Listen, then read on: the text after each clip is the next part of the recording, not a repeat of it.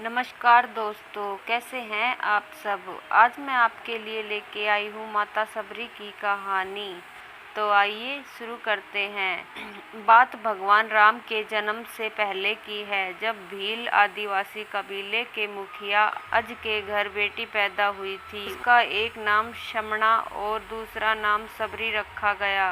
सबरी की माँ इंदुमती उसे खूब प्यार करती थी। बचपन से ही सबरी पशु पक्षियों की भाषा समझकर उनसे बातें करती और जब सबरी की माँ उसे देखती तो कुछ नहीं समझ पाती थी। कुछ समय बाद एक पंडित ने सबरी के परिवार को बताया कि वो आगे चलकर सन्यासी बन सकती है। इस बात का पता चलते ही सबरी के पिता ने उसका रिश्ता तय कर दिया। जैसे ही शादी का दिन नज़दीक आया, सबरी के घर वालों ने खूब सारी बकरियां और अन्य जानवर घर के पास लाकर बांध दिए। एक दिन सबरी की माँ जब उसके बाल बना रही थी, तब उसने माँ से पूछा, इतने सारे जानवर हमारे घर क्यों लाए गए हैं। माँ ने जवाब दिया, बेटी तुम्हारा विवाह होने वाला है, इसलिए हम लोगों ने का इंतजाम बलि के लिए किया है। तुम्हारी शादी के दिन ही बलि प्रथा होगी और फिर इससे स्वादिष्ट भोजन बनाकर सबको परोसा जाएगा। यह सब सुनकर सबरी दुखी हो गई। काफी देर तक सबरी ने उन जानवरों को आजाद करने के बारे में सोचा। सोचते सोचते सबरी के मन में हुआ कि अगर ये जानवर यहाँ नहीं होंगे तो इनकी बलि रुक सकती है। ऐसा नहीं हुआ तो मेरे घर से कहीं चले जाने पर ही यह बलि रुकेगी। जब मैं ही नहीं रहूंगी तब न विवाह होगा और न ही बलि प्रथा। इससे मासूम जानवर बच जाएंगे। इसी सोच के साथ जानवरों को रखी गई जगह पर सबरी पहुंची। उसने सोचा कि उन्हें खोल देती हूँ, लेकिन वो ऐसा नहीं कर पाई। इसके बाद सबरी जंगल की तरफ भागने लगी। भागते भागते सबरी ऋषि मुख पर्वत पर पहुंच गई। वहां करीब 10,000 ऋषि रहा करते थे। सबरी को लगा कि वो भी इसी जंगल में किसी तरह ऋषि मुनियों की सेवा करके अपना जीवन जी लेगी। वो चुपचाप उसी जंगल में एक हिस्से में किसी तरह से रहने लगी। सबरी रोजाना ऋषि मुनियों की झोपड़ी के आगे झाड़ू लगाती और हवन के लिए लकड़ियां भी लाकर रख देती। ऋषि मुनियों को समझ नहीं आ रहा था कि जंगल में उनके काम अपने आप कैसे हो रहे हैं। एक दिन सबरी को किसी ऋषि ने देख लिया। उसे देखते ही उसका परिचय पूछा। जैसे ही सबरी ने बताया कि वो भील आदिवासी परिवार से संबंध रखती है तो उसे ऋषियों ने खूब डांट लगाई। सबरी को इस बात का बिल्कुल भी पता नहीं था कि उसकी जाति छोटी है और उसे ऋषियों द्वारा जाति की वजह से अपमान सहन करना पड़ेगा। इतना सब होने के बाद भी सबरी हर ऋषि मुनि के दरवाजे पहुंचती और उनके आंगन में झाड़ू लगाकर उनसे गुरु दीक्षा देने के लिए कहती।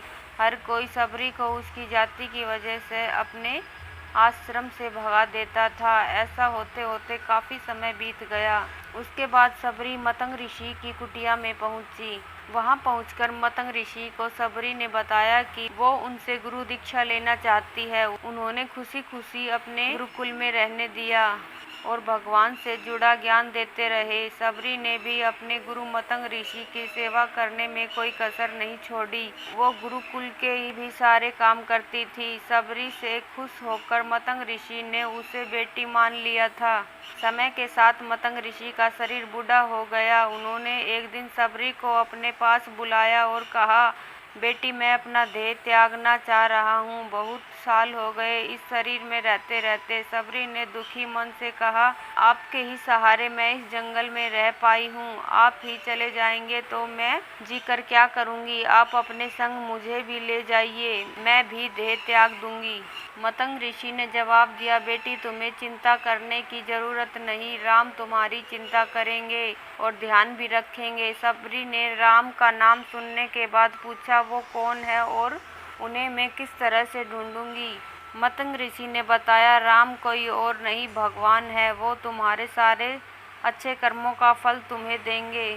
तुम्हें उन्हें ढूंढने की कोई ज़रूरत नहीं है। वो एक दिन खुद तुम्हें खोजते हुए इस कुटिया में आएंगे और तुम्हें उनके हाथों से ही मोक्ष मिलेगा। तब तक तुम इसी आश्रम में रहो। इतना कहते ही मतंग ऋषि ने अपना शरीर त्याग दिया। सबरी के मन में मतंग ऋषि के जाने के बाद से एक ही बात थी कि भगवान राम स्वयं उससे मिलने आएंगे। वो रोज भगवान राम से मिलने के लिए बाग से अच्छे अच्छे फूल लाकर पूरा आश्रम सजाती और भगवान के लिए बेर तोड़कर लाती। भगवान के लिए बेर चुनते हुए सबरी उन्हें चख लेती थी ताकि भगवान को सिर्फ मीठे बेर ही दे। रोजाना सबरी इसी तरह भगवान के दर्शन की आस में फूल और बेर इकट्ठा करती रहती थी। इसी तरह इंतजार में कई साल बीत गए। सबरी का शरीर एकदम वृद्ध हो गया। एक दिन आश्रम के पास के ही तालाब में सबरी पानी लेने के लिए गई। तभी पास के ही एक ऋषि ने उसे अछूत कहते हुए वहां से भागने के लिए कहा और एक पत्थर मार दिया। वो पत्थर जब सबरी को लगा तो उसे चोट लगी और खून बहने लगा। बहते हुए खून की एक बूंद उसी तालाब के पानी में गिर गई। तभी पूरा तालाब का पानी खून में बदल गया। ये सब होता देखकर ऋषि ने सबरी को ही डांटा और कहा कि पापिन, तुम्हारी वजह से पूरा पानी खराब हो गया। रोज ऋषि उस पानी को साफ करने के लिए अपनी कई तरह की विद्याओं का इस्तेमाल करते। कई सारे जतन करने के बाद भी कुछ नहीं हुआ। फिर उन्होंने गंगा जैसी कई पवित्र नदियों का जल भी उस तालाब में डाला, फिर भी तालाब का पानी साफ नहीं हो पाया और वो खून जैसा ही रहा। कई सालों तक तालाब के पानी को साफ करने की कोशिश के बाद भी कुछ काम नहीं आया तो ऋषि ने थक कर सब कुछ छोड़ दिया। इस घटना के कई सालों के बाद भगवान राम अपनी पत्नी सीता के हरण के बाद उन्हें ढूंढते हुए उसी तालाब के पास पहुंचे। ऋषि मुनियों ने उन्हें पहचान लिया। भगवान को वहां देख ऋषियों ने तालाब का पानी साफ करने के लिए भगवान को अपने पैर उसमें डालने के लिए कहा, लेकिन पानी जैसे का तैसा ही था। ऋषि मुनियों ने भगवान से भी कई अन्य जतन करवाए, लेकिन वो पानी जस का तस खून जैसा ही रहा। तब भगवान ने ऋषियों से पानी के रक्त के बदलने की कहानी पूछी। तब ऋषि ने सबरी को पत्थर मारने वाली बात बता दी। उसके बाद कहा कि वो महिला ही अपवित्र है, छोटी जात है, इसलिए ये सब हुआ।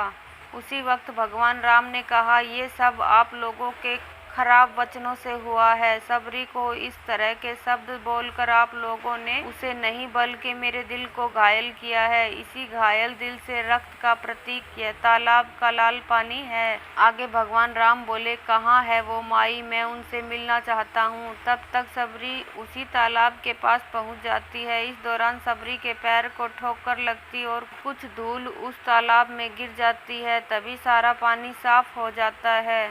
भगवान सबसे कहते हैं कि देखिए, आप लोगों ने क्या कुछ नहीं किया, लेकिन पानी साफ नहीं हो पाया।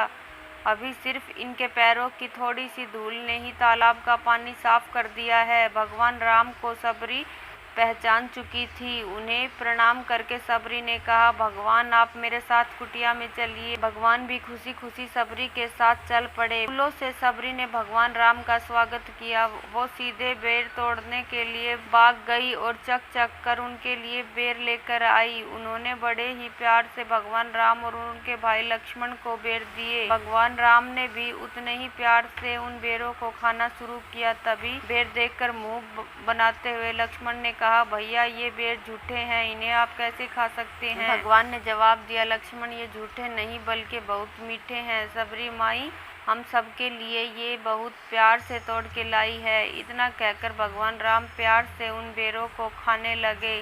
भगवान ने जाते हुए सबरी माई से कहा, आप मुझसे जो चाहे वो मांग सकती हैं। सबरी ने उन्हें कहा, मतंग ऋषि के कहने पर मैं आज तक सिर्फ आपके दर्शन करने के लिए जी रही थी। अब आप मुझे मोक्ष प्रदान कीजिए, मैं अपना शरीर आपके सामने ही त्यागूंगी।